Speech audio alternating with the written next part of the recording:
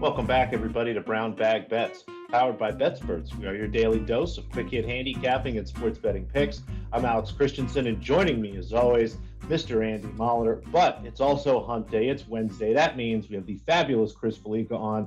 How you doing, Mr. Fallica? How are things? I'm doing okay. A couple of overtime losers last night in college hoops and with Utah State and Auburn, but we'll on to another day, and we got some golf to worry about, and maybe we'll fire in a money line parlay here, starting with Man City in the afternoon to try and get back on the right side of things. I like that. How did NBA go yesterday, Alex? I think it was 1-1 yesterday. The Lakers got us on the team total by a basket. And if you got my first quarter play, it was 2-1, but 1-1 for what we gave out on the show. But I know you're licking your wounds a little bit too, huh, Andy? Yeah, I was gonna say I'm licking my wound. Like I had a miserable night in the basketball, and maybe we talk about that. It makes you want to get up and not even look at the board. But I did find one play today so far. I'm gonna look at some more. I'm dealing with the golf too, and we were just talking off the air about the Mountain West Conference and how good it is. I was talking about maybe doing a Vegas trip for the conference tournament, but Chris just brought up the golf and something next year. I just looked into yesterday. I was already pricing tickets. The Super Bowl is in Arizona next year. I believe I'm right. I'm like 99% sure I was right when I looked that up. But either way, whenever year the Super Bowl is in Arizona, I think I almost have to do the Waste Management Super Bowl double and just see if I can survive it at my age. I'm not 100% sure I could anymore, but that would be a hell of a weekend. Go down there for the Waste Management. Those tickets in the Skybox and 16 are all you can drink, and then go do the Super Bowl experience. I think that has to happen. But yeah, it's a hell of a week for sports, I think, for sure. Obviously, outside of the Super Bowl, even with kind of a first normal tournament. We'll get to golf in a bit. We'll probably just start with the Super Bowl. Looks like you have a lot of prop bets. Did you end up anything on the side or total, or just kind of tickling on the prop markets because there's a million to be had? I'm gonna probably just play Rams minus the points. And I know the spread really hasn't mattered a lot when it comes to picking the Super Bowl one. It hasn't mattered, but I just think the Rams are better. And it just comes down to that. The Bengals have kind of been doing it with, I don't want to say smoke and mirrors, but they've overcome some poor offensive line play. They've had teams kind of melt down in certain situations, and surprisingly. And with Burrow and those receivers are great, but I just think back to last year's game, and it was staring everybody right in the face. You knew the Chiefs' offensive line was a massive liability going into that game, and you knew a quarter in that they weren't going to be able to block Tampa Bay all day long. And you just get the same sense here that ultimately that Bengals offensive line is going to be a bit of a liability, and Burrow and his greatness won't be able to overcome it. So I'm gonna lay the points with the Rams and see what happens. Yeah, I can dig that. I mean, I've got a Burrow ticket. It's just I was able to get a nice price through prop swap, and it's just I'm going to keep backing Joe Burrow because it's kind of fun. But yeah, it does seem like that Rams defensive line is finally going to be the one to maybe get to Burrow. I mean, if Donald, I don't know if we can bet Donald sacks. Andy, have you seen that on the deli menu? Can I bet Donald to have a sack? I think that'll be up soon. I'm waiting for someone to put up just a defensive player wins MVP. I'm going to try to find that one. I haven't really dug in yet. I think today and tomorrow are going to be my heavy days as we get into it. But yeah, I probably won't have a side or total. It'll just be straight up props for me. But yeah, to Chris's point, somebody had a tweet today about like, what if the Bengals just suddenly play like the team that drafted, like fifth last year?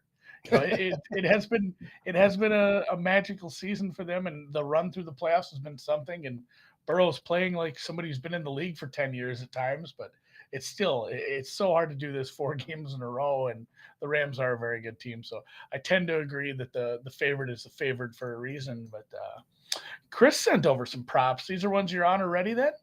Yeah, no, these are all things that I've played. I played T. Higgins to score anytime at plus money in the game. Everyone's talked about the Ramsey versus Chase deal, and look, the Bengals receiving core is good, and if you expect that they're going to be behind in the game, like I do, I would expect Higgins and or Boyd to even to be someone that does score a touchdown if they're focusing on containing Jamar Chase. I mean, look, Higgins is the guy that he hasn't scored in the playoffs, but he's had 19 targets the last 2 games. So it's not like Burrow doesn't look for him in big situations. He had the big catch in overtime in the AFC Championship game as well. So I think Higgins to score anytime is something that I would look at. The Mixon, I think on the last time I was on the show, I may have given out the Mixon under rushing prop. I mean, if you look at 6 of his last 8 games, he's been under the total, and the 2 times he's gone over the total. He went over by a yard once, and the other time he needed overtime to get there. He's averaging like 3.5 yards per carry over the last month and a half of the season. Really good Rams rush defense. And again, the way you expect the game to go, you don't think that Joe Mixon's going to be running the ball if they're chasing points all game. So that was one that I looked at. And then a couple of the other ridiculous, well, not ridiculous, but the kicking props I think were interesting. Evan McPherson, everybody's playing him for MVP. Everybody's playing him over point total. And again, this is why I'm not really going crazy with the side in the game, because a lot of the props that I'm playing are like plus money or minus 105, minus 110 that kind of indicate the Rams winning the game. I played Evan McPherson under 1.5 field goals just because I don't think they're going to be in a position where they're kicking field goals is going to be something that is going to get them back in the game. So everybody loves McPherson, but I'm going to be the ultimate contrarian and play under. I'm going to look at maybe play, not maybe, but I'm going to look. I played over 2.5 players to attempt to pass. That I think I got it plus 255 or so on DraftKings. Look, I mean, we know Burrow, we know Stafford obviously going to throw balls, but we've seen the Rams in the past have some situations where, whether it's been Johnny Hecker with a fake punt, whether it's been OBJ throwing an option pass, maybe God forbid somebody gets hurt and has to come out for a play, and we see a backup quarterback come in, or it's a blowout and a backup comes in just to get a couple of plays. So I think there are a lot of avenues where you can get that third guy to throw. What happens if a snap on a field goal or an extra point gets a field goal gets botched and they wind up throwing the ball for a forward pass? It happens. So that was something that I thought was worth a play. And then I played no touchback on the opening kickoff. Within the numbers come down, and it's something that I've kind of played every year, just because the math of it. If you play it out, I think it's now 26 of the last 28 years the opening kickoff has not been a touchback. And give Pat McAfee, I'll give him credit on this because this was something that he brought up last year, that the football is like kicking a brick on the opening kickoff of the Super Bowl. It's not where you're practicing with a bunch of balls all week and you get to squish him and have a nice fat, soft, sweet spot on the ball and they're broken in. It's like, here's a new ball. You kick it off, ball goes out of play, and then it gets sent to the Hall of Fame. So it's not a ball that's going to be conducive to traveling 70 yards in the air. So I'll give Pat McAfee the credit for that, and I will back the no touchback on the opening kickoff. I love that angle, and I love the over 2.5 players pass attempt. Not only is that just a really fun bet, but you've got 2 creative coaches here, and you listed all kind of the things that could happen, in the normal range of things. But we know McVay doesn't mind getting creative. Has Beckham thrown a pass for them yet? I know he threw some passes for the Giants, but I'm curious to see if we might get just kind of an interesting play there. It's the Super Bowl, we've seen what happens. Yeah, he hasn't since the trade, but he has thrown passes in his career. Hecker and Kupp have thrown passes already this year. Tyler Boyd, I believe that there was one receiver when I did look this up for the Bengals. There was a receiver that's thrown a pass, but like Chris said too, all it takes is a quarterback to get his bell rung and he's down and they call the officials timeout and he has to go out one play. It's likely a handoff, but if he's in the medical tent for 3-4 minutes, it doesn't have to be a good pass. This is the thing. Like you said, on a botched snap or something, it's not like it has to be a good pass. Hopefully maybe not like Garo, or what was his name? Garo Yepremian. very good. If anyone remembers that, I'm not sure if that was even classified as a pass. That was rough, but yeah, it doesn't have to be a good pass. It doesn't have to be a completion. It just has to be a pass. I like that one too. That's just a fun one to cheer for if you need some small stakes ticklers to play on the Super Bowl for sure. Yeah, it's funny you talked about, and I had mentioned the quarterback getting bell rung. I was just listening to VSiN before I hopped on here, and Jason Weingarten, who has a litany of props. Everybody knows Jason and some of the stuff that he bets and hits, by the way. He actually was talking to Gil and mentioned that he had played Burrow and Stafford, I believe it was, to complete 0, 1, or 2 passes at like 500 to 1 in case something happened and someone got hurt and couldn't come back in the game. And if he goes, yeah, you don't want that to happen, but if it does, you're sitting there holding a 500 to 1 winner if the starting quarterback gets hurt early in the game. So if you have an appetite for something like that, I got a kind of a kick out of his logic and his reasoning behind that. And again, no one wants to see Matthew Stafford or Joe Burrow get hurt, but hey, it's football and it's a violent sport, and the Bengals offensive line is horrible, and Stafford took some hits last week against the Niners, and hey, man, if it happens, his rationale makes him look very, very smart and very wealthy. I'm sure there'll be some DFS lineups like that. I know, Andy, when we see some of those DFS lineups throughout the backup QB, that it's always kind of thing every once in a while. So that'd be another way to do that. And I did misspeak. Somebody in the chat corrected me here. OBJ did throw. I was looking at the regular season stats. OBJ threw a pass in the playoffs. That's why it didn't come up as he does have the one pass. He has a really nice passer rating for completing that one pass for a touchdown. That's what happens when you don't have a big sample size. But yeah, I like that one quite a bit. And I'll be on a bunch of stuff like that. I enjoy those. I'm putting out the calls today for Super Bowl boards and everything else I need to get involved in before the weekend. But starting before that, like I mentioned off the top, Waste Management, I'm excited just because it's a fun tournament to watch. It's a good atmosphere. The players have more fun. I even tweeted that maybe from the golf account, but I said, like, they try to make the pro-am, like, oh, it's fun because there's celebrities here. Like, the golfers having fun at the Waste Management is more entertaining than like random celebrities at Pebble Beach. Like, I love to see them get the crowd pumped up and have fun with it. And Finau with his Kobe jersey the other year and him interacting with the crowd, like it's just a good time. So I like that, but I also like that it's on the same course for 4 days. It's been a pain in the ass for the last month trying to figure out this. You don't have shot link data from some of these courses. Have you looked at any outrights for this one this week? Yeah, I played 3 outrights and one other top 10, top 20. I played Oosthuizen at 40 to 1 to win, and he was plus 250 to finish in the top 10. We love Lou. We actually have him to win a major this year in a separate bet, but he hasn't played since November. He withdrew. His back was bothering him, but you would think since November he's had time to heal that up. I mean, a guy with a short, compact, sweet swing like that who has played really well at this event. He was tied for 11th, tied for 3rd, 2 times he's played.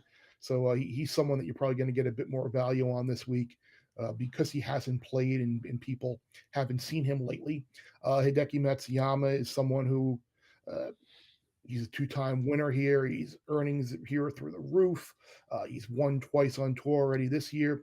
He's 18 to 1 to win, which in this field, I mean, that's a really good price on someone who has had the success that he's had.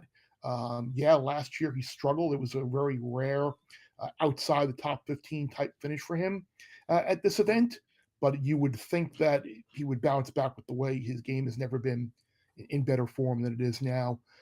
My throw a dart to win, like a lot of people had with Tom Hoagie last week, is Andrew Putnam, who's plus 7,000 or 70 to 1, and then plus 700 on to finish in the top 10. He's a guy who he's getting close. He was in the mix last week on Sunday at Pebble before falling by the wayside. He finished in the top 15 2 weeks ago.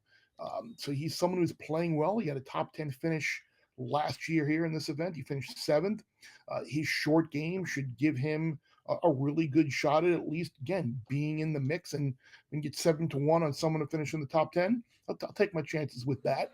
And then one other guy who is a little bit longer as well. I didn't play him to win just because I think he'll be up against it to win. But Nate Lashley was 11-1 to finish in the top 10 and 9-2 to finish in the top 20. Top 30 finish at Pebble, which is fine. And as his putter goes, he goes. But at the same time, again, 2 trips to this tournament, tied for third, tied for 17. So I figured there are worse stabs out there to finish for the top 20 and top 10 than Lashley at those prices. I think people kind of get scared off of some of these bigger names when they see a field like this. Like, oh man, there's so many top players. Like, it just, they aren't automatically all going to finish, like the odds read right now. There's always long shots. Like, I think taking some long shots as top 10, top 20 bets are always a good look. Just go look at historic leaderboards at any of these courses, especially a course like this where maybe a lower ranked player whose game's conducive to this kind of place. And again, it's a weird putting surface because it played so fast with the the weird overseeding this time of year. And I mean, somebody's putter catches lightning. It's like Matsuyama. You said he won twice. He's a shit putter. Like, if his putting is okay that week, the rest of his game is going to put him right at the top of the leaderboard. And nobody's talking about him this week. Him being able to solve those greens at Augusta last year and winning is like one of the most unbelievable feats. Yeah.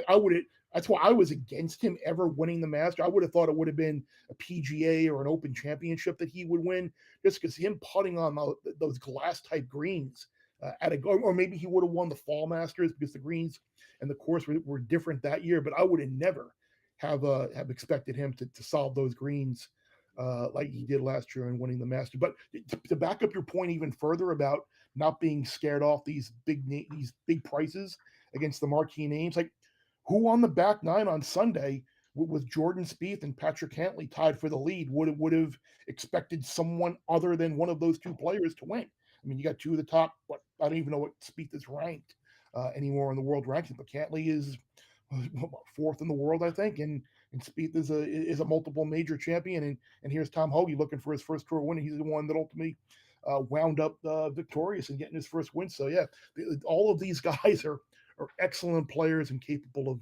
of putting together 4 great rounds. And I think it's one of the differences with golf too. I mean, you think of any other sport like a tennis tournament, a boxing match or something like that, even a basketball games or other sports, you have to beat these better players. Not in golf. You're out there kind of doing your thing. There's no defense. I mean, not that you still don't have to score better than them, but they're not out there trying to stop you from scoring. They're not in your way. If you come out and you have 4 good days of playing golf, which, as we know, all these guys are professional golfers. They all have it in them to come out here and just do something incredible that we've never seen. So I wonder if that mentality sort of keeps people away. They look at the names of the tops, they get a little scared, but forget again, it's golf. There's no defense.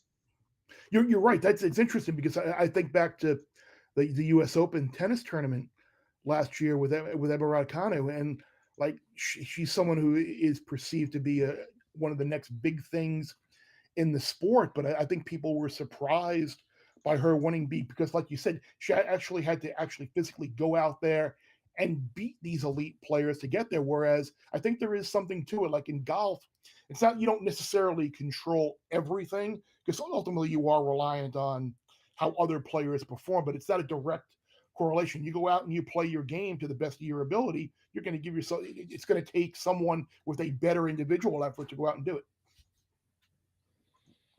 Yeah, no, I'm pumped for this one. I like the coverage this year. The coverage has been a lot better, especially the West Coast stuff, like nice afternoon, evening golf for me. So I'll be taking in a lot of this as I lead into, obviously, Super Bowl 56. It's going to be a fun one. So we thank you for joining us again this week, and good luck with all your prop bets. Good luck with Usti. That's the only outright I have this week so far. Very good. So I might just stick with him. He owes me some money over the years, so hopefully I can get Usti home this weekend, or at least, God, maybe I should take some top 5. The guy's he's such a bridesmaid. Maybe I should take a top 5 with him to go with that 40-1. But yeah, hopefully he gets it done. I was going to say, yeah, he's got the career Grand Slam of slam runners up. It's funny because the first Open Championship that I worked was 2010 at St. Andrews, and I remember having bet Paul Casey went into Ladbrokes and bet Paul Casey, bet Martin Keimer, and bet Rory McIlroy were the three guys that I bet. And like after the first round, like we were like, who the heck is this Lewis Oosthuizen guy? And he just went out and absolutely, I mean, he was like 200-1 or something like that. I remember the start of the event, and here I am, and obviously Rory got caught up in the wind in the afternoon on Friday to basically play himself out of the tournament. I think Kesey wound up finishing second, and I think Keimer wound up actually finishing third, and I got beat by Louis. But yeah, I did bounce back, and I've had Louis at some nice top tens and majors as well. So, but yeah, a guy is very easy to root for. Oh, for sure. Oh, he's one of my favorites. So, all right. Well, like I said, hopefully all your props hit, especially the ones that I'm also on, because the touchback and the over 2.5 passers is definitely making my card. And yeah, good luck this weekend, and we'll talk. Thanks, Chris. Yeah, absolutely. My pleasure. Always fun. Take care, guys. See you next week, Chris. I forgot I had a golf pick. I didn't even think of It's this you. until now. I should have brought it up during golf. Yeah, this is something that came this morning. I had seen the graphic. I'm like, oh yeah, I did put this in this morning. But Keith Mitchell, top 20. It's a hard course in some regards. Actually, the one half of the course is a lot harder than the other half, but there are some idiosyncrasies to it. There's water in play, there's desert waste areas in play that you need to worry about. But basically, it's a kind of longish par 71. You're missing, I believe, yeah, you're missing one of the fives. So you need a guy who can score on the fives that exist. You need a guy who's longish off the tee, and you need a guy who's accurate off the tee, because you need the angles, you need the spots to hit into these really firm greens. They're big greens, but if you're shooting from waste areas and problems like that, you're not going to catch these greens. They're going to be faster throughout the weekend. So Keith Mitchell graded out really well off the tee for me, and I'm really big on just short-term form. Like long-term form is great, but long-term form usually just comes with a low price, because it's like, oh, like John Rahm has good long-term form. Well, no shit. He's the best golfer in the world. Like long-term form is going to really affect price a lot, whereas Keith Mitchell's still a very big long shot to win here. And I like him in this top 20 market at plus 310. You can find that at FanDuel, I believe. There's some other places around the world that are offering some decent prices. He's not a guy I think can win this. Even though Tom Hoagie won last week, it is a really tough field, but I think he definitely competes. And outside of he had a rough round on the South Course 2 weeks ago, which I can't blame him. That's a super hard course. Other than that, he's looked really great. He's had a 7th and a 12th over the past 3 weeks, and I'll take him here for a top 20. And I'll have some more golf bets out this afternoon. I'm going to type something up when I get around to it. And we'll just keep betting on Miss Christian, Sister Christian. This is actually the same bet we talked about yesterday. And actually, if you missed it, congratulations. The line has moved against us. She's out better than plus 170. Not necessarily a great sign. I might add a little bit more myself. We'll see. But just a reminder, still betting Christian here. I just think this is a great spot for her. Indoors, she's been much better. Sasnovich is kind of having a little better season than she's had in the past years, and as someone that isn't going to necessarily lose the match, but I think this is a nice spot for Christian, and I might go back and add a little bit more. Again, I played it at plus 155. It got down to like plus 140 yesterday and has bumped all the way up to like plus 170. And this next one, apologies if you're not listening, this one starts pretty soon. I believe this is the next match up. Maria Sakkari is up a set and a break. She's in the second set there. It looks like she might wrap things up against Alexandrova, but about 15, 20 minutes after that's done, which is probably about 30 minutes from now, Belinda Bencic plays Kaa Uven. Overs have been fantastic in this tournament, and this match looks just like a classic 7-5, 6-4 kind of affair. I played 20 and a half. Again, 21's fine. At 21, at standard juice or better. These two are solid servers, both know how to kind of put just enough pressure on return to kind of keep things in stasis. Bencic, kind of her second match since the Australian Open here, still getting into some form, got pushed to 3 sets by Kudermetova in her first match. Uvan came up through qualifying, was a winner for us yesterday at a nice underdog price, and just continues to get better and better. I think the serve, the conditions, everything points to this match. Should have a total of 21 and a half, not the 20 and a half we're getting. So 20 and a half, you can find that, I think, even at a decent number. I found that at like minus 105 earlier, or 21 at plus money if you're feeling saucy. I'm down, and congrats to Rybakina for easily moving on. Still, I mean, it's not early, but it can get early late if you struggle against some of these early competitions when we bet someone Nice like to see that. her come out and play solid Rybakina, tennis. yeah, she played well. So Rybakina, one of your outrights. Moving on, I still can't remember the third one. I asked you yesterday. Alexandrova. It doesn't matter. You don't have to worry about it. She's about to lose. Oh yeah, she's dead. She's dead anyway. Yeah. She's about to go down. Yeah, college basketball sucked. It kind of sucked for the last week. It's tough as much as you work on this. It weighs on you mentally when you have a bad stretch, and it's weighs on you mentally 2 times as heavy as, like, you remember the good stretch from like 2 weeks ago where I just crushed it for like 4 days in a row. Like the highs are never as high as the lows. So yesterday stunk. I'm gonna dig deeper into the card, tighten some stuff up, but I did play one so far. I haven't put it on the app. I've just been busy. I'm sorry, guys. But Bellarmine -2 in a Atlantic Sun Conference showdown. Bellarmine's not great. They're an above average team here, but they're taking on a bad North Florida team who I think is getting a little more credit than they should be for. They got a weird win against Jacksonville State. I'm not sure what to make of that game. That's maybe Jacksonville State's defense is worse than Bellarmine's, but not by that much.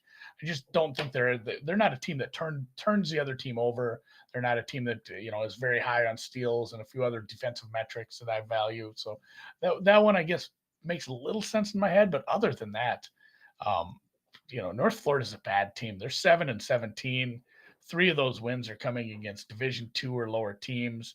And outside of the Jacksonville State, like, their best win is Austin Peay at home, and that's a bad team. So this is something I have closer to like 4, despite it being a road team. Bellarmine, I think it's just kind of like a buy low, sell high spot, because Bellarmine, like I just said, their opponent North Florida's won 2 in a row. Bellarmine's lost 2 in a row. And Liberty, no shame in the Liberty loss. The Kennesaw State one kind of stings. So bounce back spot on the road here. They haven't played since Saturday. I like them to cover the number on the road with one of the best offenses in the A-Sun. And again, going back to turnover stats, they turn over the ball at the lowest rate in conference play, which I love. So just that one, I'll put it on the app right now. Bellarmine. Is it a beach? It reminds me of a beach or something. I don't know why it sounds like a beach to me. It's a nice name. It rolls off the tongue. Bellarmine. Oh, let's close it up with the association, huh? Just one play tonight, only 6 games here on a Wednesday. Thought about some other moves. Missed the Bulls Hornets over. That was a 231 earlier this morning, all the way up to 237.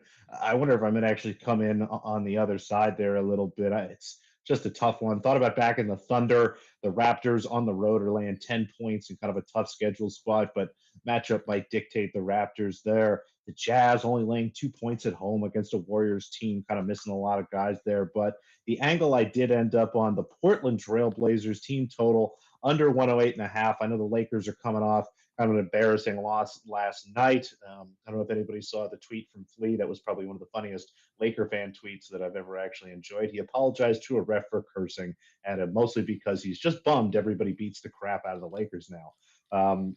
Unfortunately, I think the Lakers kind of find themselves against a bad team here. The Blazers, we know CJ McCollum's gone, Norm Powell's gone, Covington's gone. Honestly, if it isn't tied down, it might be gone before the game starts tonight. This is down, it looks like, to 107.5. I'd play this at 107 or higher. It's just hard to figure out where the points come from tonight. And although the Lakers, again, have struggled defensively, there's no one that's going to challenge them here on Portland. And I expect this game maybe to be a little bit slower, given that the Lakers will try to control the pace, get themselves a win, and hopefully not run too many of these guys into the ground here tonight. So Blazers team total under 107 or higher. All right. Hell of a show. That was a long one. Look at it. Pert near noon. Or noon your time. Pert near 11 here. It's still early, but I will close with that. If you like the show, if you like commenting, if you like anything, if you like betting, give us a thumbs up. And also, I'll put some graphics up for this tomorrow, but I will mention we have a pretty sweet super draft deal. We've been able to give some things away with some of the partners, but we have a partnership with another DFS company in Super Draft, and basically, I think it's deposit $20 into their system to play their DFS games, and they automatically will just send you an email with a $100 Fanatics gift card. So anybody who saw like that Waste Management hat I posted on the golf site the other day or anything like that, like $20 to get a $100 gift card isn't too bad. I will I'll have those graphics up somewhere and we'll definitely talk about it tomorrow. I think it's just promo code BETSPERTS when you Yep. enter your 20. So go ahead with that, and thanks a lot, guys. We'll check you tomorrow.